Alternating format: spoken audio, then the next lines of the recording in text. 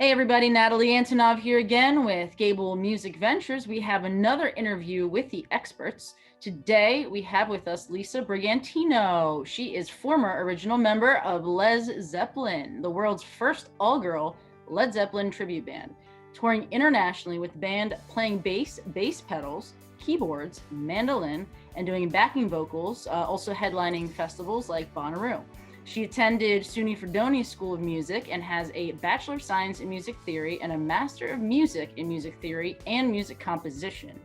She writes and composes for herself and for commercial purposes through her company Hidden Pond Productions. She's worked in music supervision, licensing, and rights clearance for over 25 years, and she's appeared on Joanie Leeds' recent Grammy-winning Best Children's Album, All the Ladies, playing acoustic guitar and djembe. She also works as a music director for live cabaret theater and is a former board member of Women in Music, Inc., currently serving on the organization's advisory board. What doesn't she do? We'll find out. Keep it right here. Hi, Lisa. How you doing? I'm good, Natalie. It's so nice to meet you in person finally. Oh, you too. You too. Hope you're having a good day so far. Yep, so far so good. Awesome. Well, let's get right into it. So, how'd you get your start in music? Well, I come from a very musical family, and music was always kind of around ever since I was a small child. You know, when we sang Happy Birthday, it was always in four-part harmony. I started playing instruments at a young age. I started with ukulele at about 4, then piano at 5, violin at 7, guitar, and just kind of started adding more and more instruments one by one. Played in bands in high school, you know, orchestra, chorus, all that, and then went on to study music at college, studying music theory and composition and staying on for my master's. And then that kind of segued into actually working into the music business side of the industry, taking a job when I moved to New York City as an administrative assistant at a rights clearance company. So that's kind of how I started in the business end of things. Wow. So what I said before and what you just said was just like a fraction of your entire resume. It is just super long and super impressive. With all of that stuff going on, do you feel like everything you do is separate work, or do they kind of flow together? Well, it's interesting. They do all kind of flow together. I didn't think that necessarily years ago, but the way I've kind of managed to move things along in my career, I've been able to combine the creative with the business side of things, which is not the norm. Usually you have people who are very business-minded or they're very creative-minded, and never the twain shall meet. I don't believe that has to be. I mean, that's fine if that's who you are, but I think it's very helpful these days for creative people to have a background in the business side of things, because there's so much DIY, there's so much independent music going on, that it only helps you if you know what your rights are, and you know how to read a contract, and you know what things cost. So all of those things that I kind of learned on the business side of things did help me with my own songwriting and composing, licensing my own material. And also with the work that I do now at Hidden Pond Productions, which is my own music supervision and rights clearance company, we also custom score for people. So it's not just about getting people permission to use a song for their national commercial. It's, hey, let us do that for you, you know? So I've been able to take that creative juice and put it into the business side of things.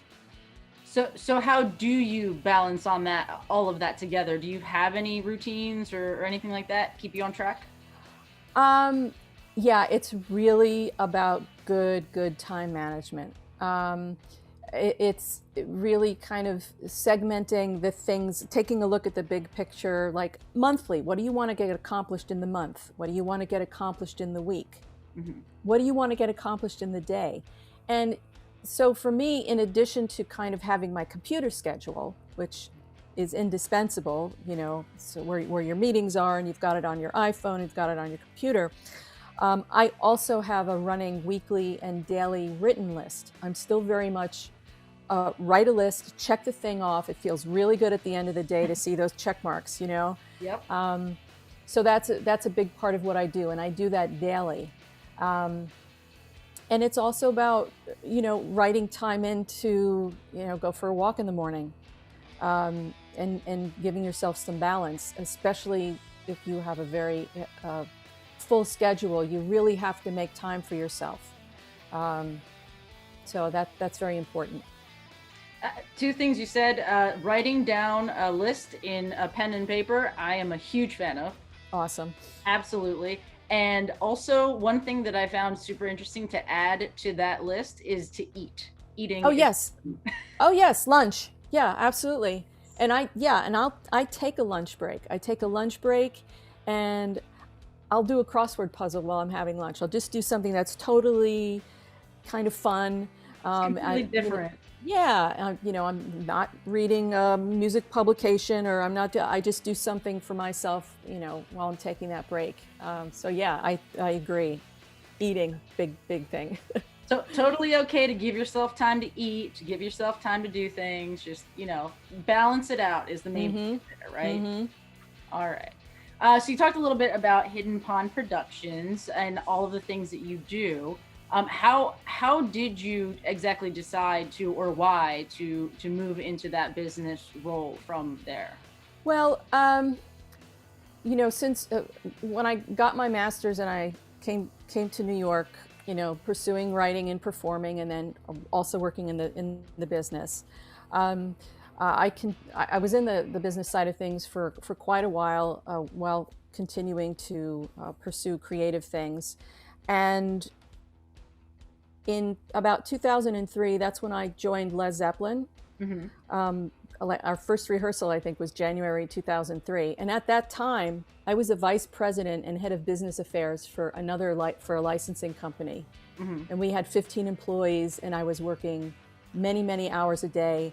And something told me to just jump in on this project. And initially it was just, we're going to play locally. Maybe we'll play once a month at the bitter end, da-da-da-da. Next thing we know, we're really getting a following, and within a couple of years, we were being asked to go to Europe, we were being asked to go to Canada, and it was a good opportunity for me to say goodbye to my full-time job, mm-hmm. Which I left for a number of reasons, but it was a good way to leave. Mm-hmm. But I took I didn't take clients, but when clients knew I was going, people that I had been working with for over 10 years said, well, I'm going where you're going. And even though I was freelancing and I was doing supervision and licensing and rights clearance, we'd be on tour in Germany with the band, and I'd have my computer and my cell phone, and I would be doing licensing work in between the shows. So when I left the band in 2009, I started focusing a little bit more on my business. And at that point, I decided, I think it's time to incorporate, and I incorporated in 2011. Mm-hmm. And it's just me, and I like it that way. I don't have any employees. Sometimes I might bring on some help for large projects, but the whole point and my whole trajectory, and I realized this at that point, of all of these years of working for other people and trying to squeeze in the music, was I was in control of my schedule. Mm-hmm. So I could say, I'm going to take this amount of work, and then if I want to go do a week tour, I want to go out on the road, I can do it, and I don't have to ask anybody's permission. Mm-hmm. So that was a big reason to kind of just carve that business out for myself and not go work for somebody else. And knock on wood, I've been doing that since 2000, and I've been doing this kind of work on my own since 2005. And incorporated in 2011. So that's it in a nutshell. Yeah. That's a pretty good nutshell. No. Yeah. So backtracking a little bit, I guess. I do want to know, because I'm very curious, where did the Lez Zeppelin name come into play? Obviously, the Led Zeppelin, that makes sense, but why Lez, and who decided that? Well, that was not my decision. That was the guitarist whose project it was initially. That was her idea, and that there was no discussion about it. She said, "We're doing an all-girl, Zeppelin tribute band, and we're going to call it Lez Zeppelin." And then it wasn't about anybody's sexuality or gender or anything. It was just that, and whatever anybody wanted to infer about it was up to them. So I really had nothing to do with it, but that's kind of how it came about. Yeah. So was there any parts of that experience that were in particular difficult for you that you remember, the most difficult ones?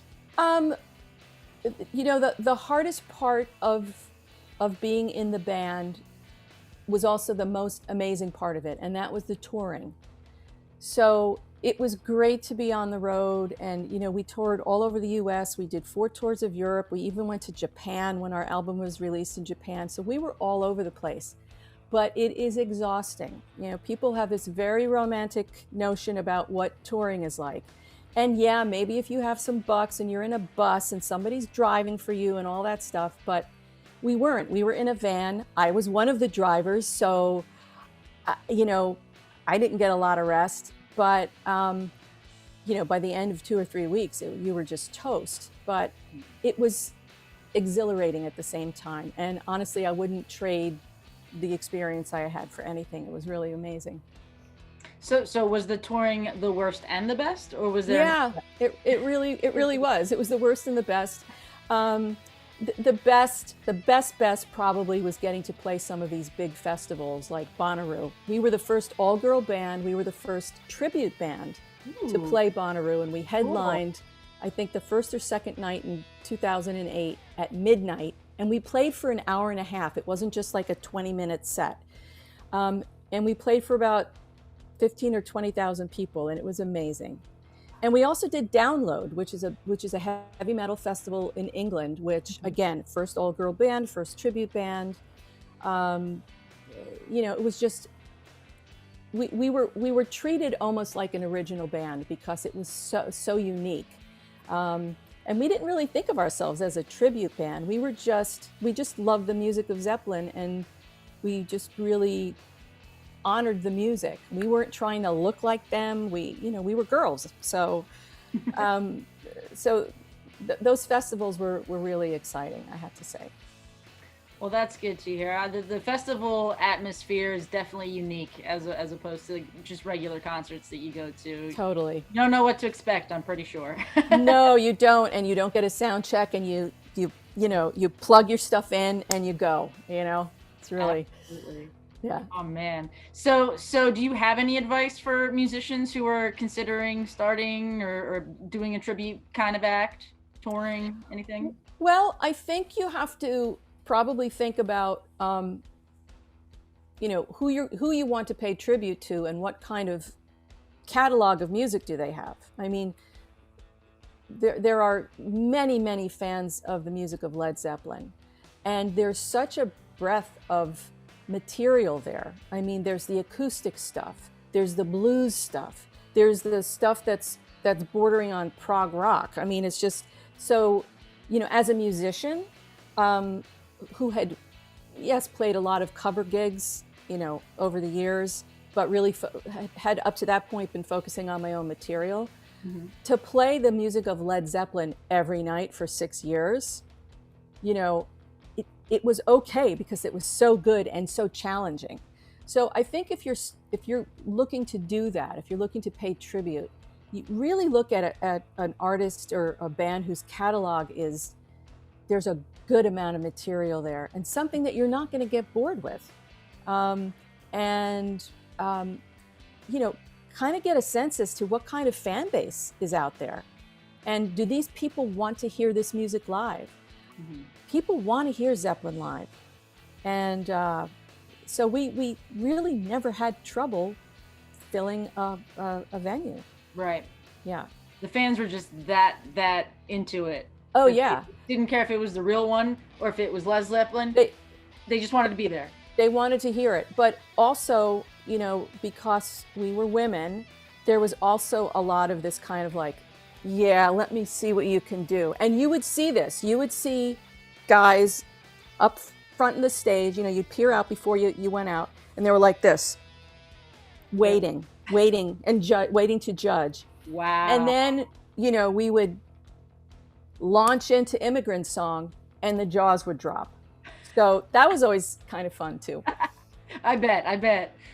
Oh man, that's so cool. Okay, so one last thing about your hidden pond work here before Yeah. we move on. I read that you did some work with 21 Pilots and BMW. Can you tell us a little bit about that? Yeah, that was in 2018. We licensed 21 Pilots for a national TV commercial. And the year before, I did the Goo Goo Dolls So Alive, which was also for a national campaign. And that's kind of an example of maintaining long-time contacts and being easy to work with, because that BMW client I had worked with years before when they were doing in-house business videos. Mm-hmm. And when it came time for them to look for music for a national campaign, Mm-hmm. they remembered me. And this was a direct connection to the client. I wasn't working with the ad agency, which is kind of the norm when you're doing music for a national TV campaign. I'll work with the ad agency, but I was working directly with the brand. And Cool. that was really nice. And the other good thing about that is the record label that had the Goo Goo Dolls also had 21 Pilots. So when I went back the next year, we had, you know, and this is somebody I've been working with for, you know, a long time. I mean, I've been in this business a long time. So you develop these long-time contacts, and you are easy to work with and upfront about how this works. And I think it's a good example of that's kind of what you want to do with business. You want people to come back. You don't want to just do all these one-off jobs. You want to have clients come back. So that was great. That's a really cool story. Just how you can go from one thing to another, and how important it is to really make. It doesn't have to be an amazing impression, but it has to be good enough for them to want to come back and, you know, not you know, make anyone angry. You know what I mean? Exactly. And you never know what that connection will do later on down the line. Sometimes you're thinking, oh, well, you know, even if you're like when you audition for things, sometimes you, as a musician, if you're auditioning for a project, or even actors do this sometimes, they're auditioning for a role, but you're not really auditioning for the role, you're auditioning for the agent who may think about you 2 years down the line for another project. So I think you really have to kind of like do it and forget it, just do a good job and forget it, and then it can come back and yes. Yeah. That's really cool. So, all right, I have here that you and your partner Tom have recorded several full-length albums in your home studio. You know, more than ever now with the quarantine and everything, that just, I guess, at the time of this recording, we're ended the quarantine kind of situation at this point. But how did that affect your, you know, recording from home? And what kind of advice would you give people on the equipment, or what they should spend money on to make that work? Okay. Well, first of all, Tom is my husband. I just want to say that out loud because he'd like to hear that. And, you know, we've been collaborating together for years. He's a really amazing musician, and went through the sound recording program at SUNY Fredonia, and also has a doctorate in classical guitar. So we collaborate often, and he's recorded and co-produced all of my albums. Mm-hmm. With the pandemic really changed my business a lot. First of all of the productions shut down. Mm-hmm. So I had things that I was working on that stopped, and then got pulled, and that means nobody got paid. Mm-hmm. So I did some more teaching. I do teach, and I took on some more students. I did music for some virtual productions, some audio work, and some composing um, for various projects. So it was just like trying to think about, well, what can I do that's still creative and, can bring some money in. And um, so it's a challenging time. Things are starting to kind of come back, which is good. And during this time, I do have to say, I did pick up some clients that are songwriters and musicians. So I do consulting too. Um, People that needed help because they had somebody who wanted to use one of their songs in a film and they didn't know, what should I charge? And can you help me write a contract? And da da da da da. I mean, I'm not an attorney and I'm the first one to say that. But having, almost 30 years in the business, I started when I was like 10. No. You kind of develop an ability to put paperwork together for people, and of course they should always refer that to their attorney. But so I'm in a position to kind of help people like that. When it comes to gear, I think there are two things that are very important: really good microphones, really good preamp. Whether you're using a Logic or you're using Digital Performer or you're using Pro Tools, they all kind of do the same thing. They all use plugins. It's a digital media. It's really about, that sound that's coming in and how to know about what with it. Everybody and their mother has a home studio now. It doesn't mean you're good at recording. So it's important to really learn about that. And the thing that I think people need to spend more time doing, and I know I've learned this the hard way, is pre-production.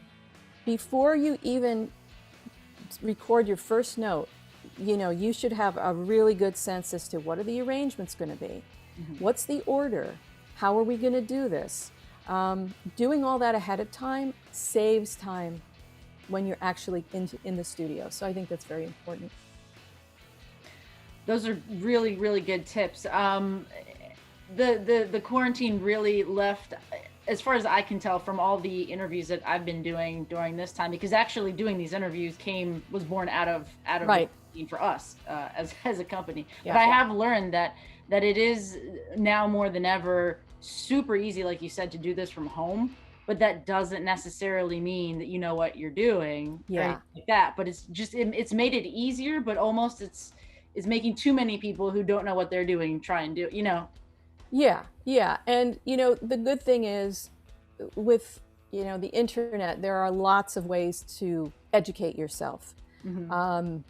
And if you want to have a good product and, you're putting your face out there and your music out there, I think you owe it to yourself to just learn as much as you can and kind of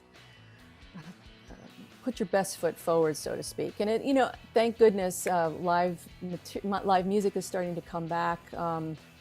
We're starting to get some gigs. I perform a lot with my sister Lori. We've actually done the Ladybug Festival twice.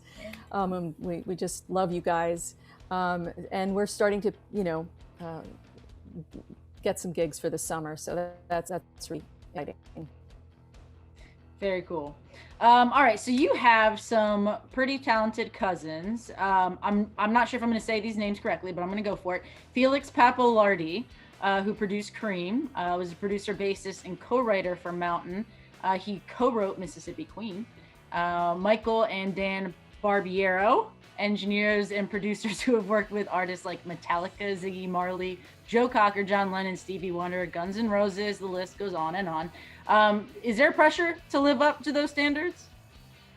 It's funny. I never felt pressure. To me, it was always really cool that I had these cousins who worked in the business. And, I knew that from a young age, so I never felt like it was weird. It was just, that's what they did. My cousin Felix gave me my first electric bass when I was 15. I had called him asking for his advice about buying one. And he's like, buy one, I'll send you one. I have 20. So, I have one of his basses, which is a treasure.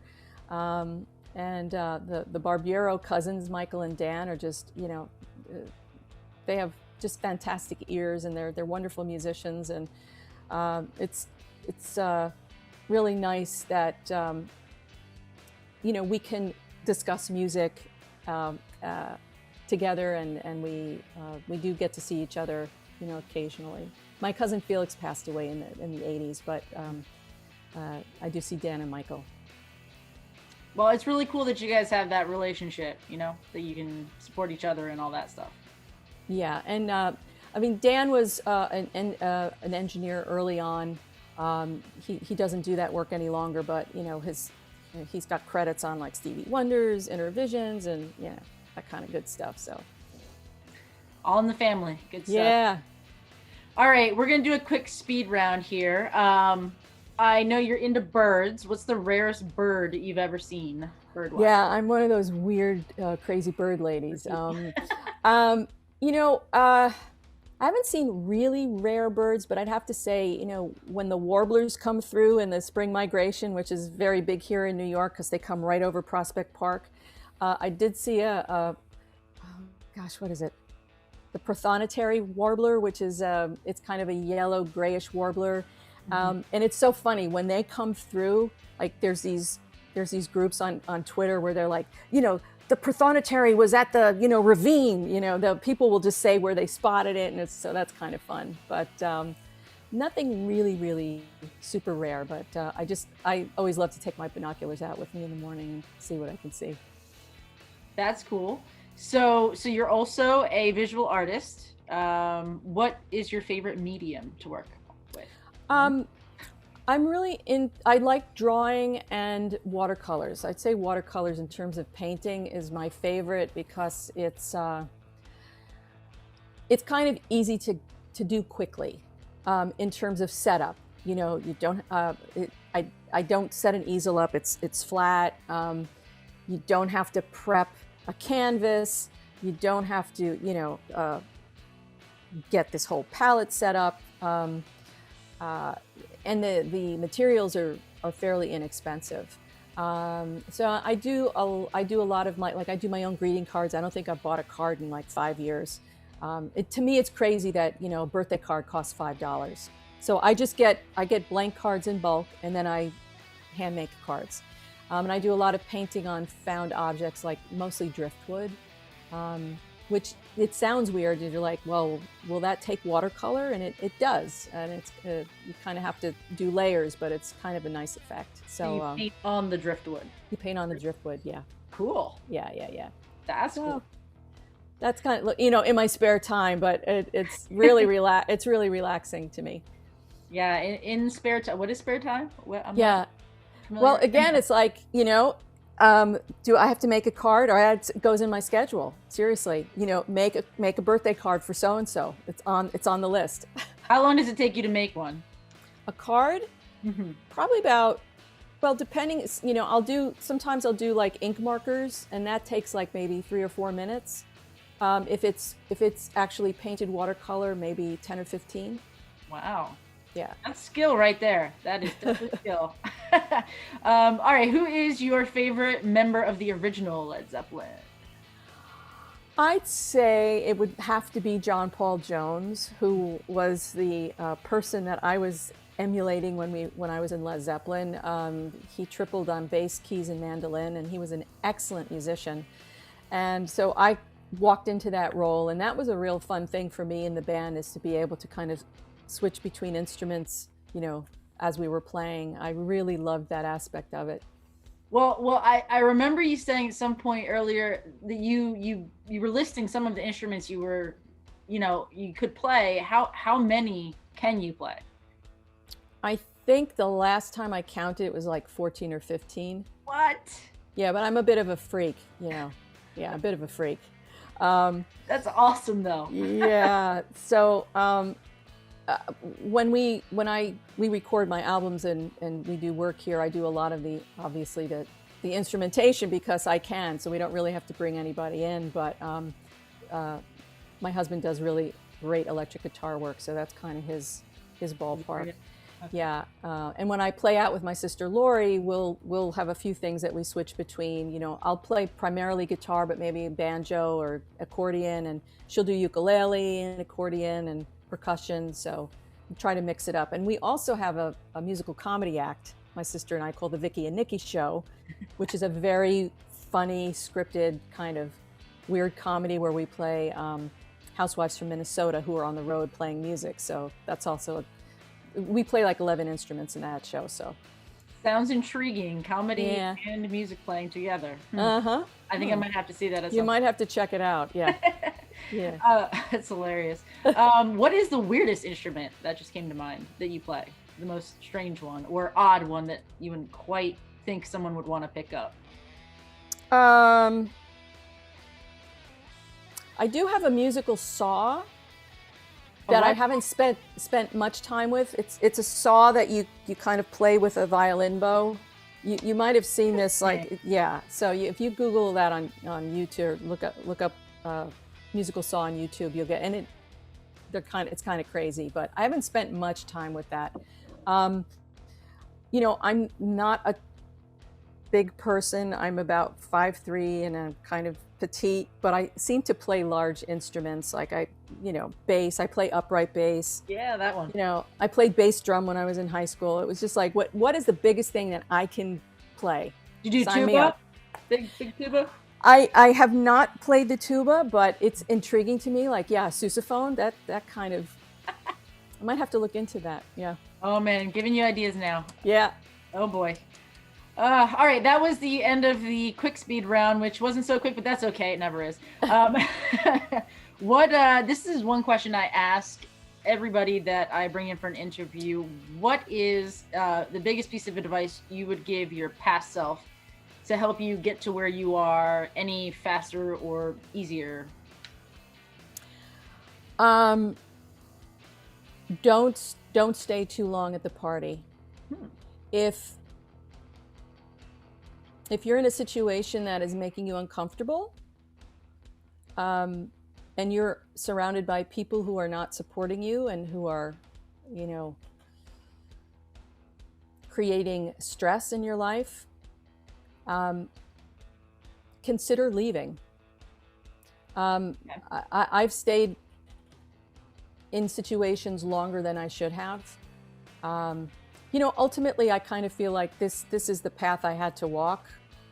But moving forward, I know now that if I get any inkling of that, that's it. There are a lot of people out there who will just kind of suck you dry.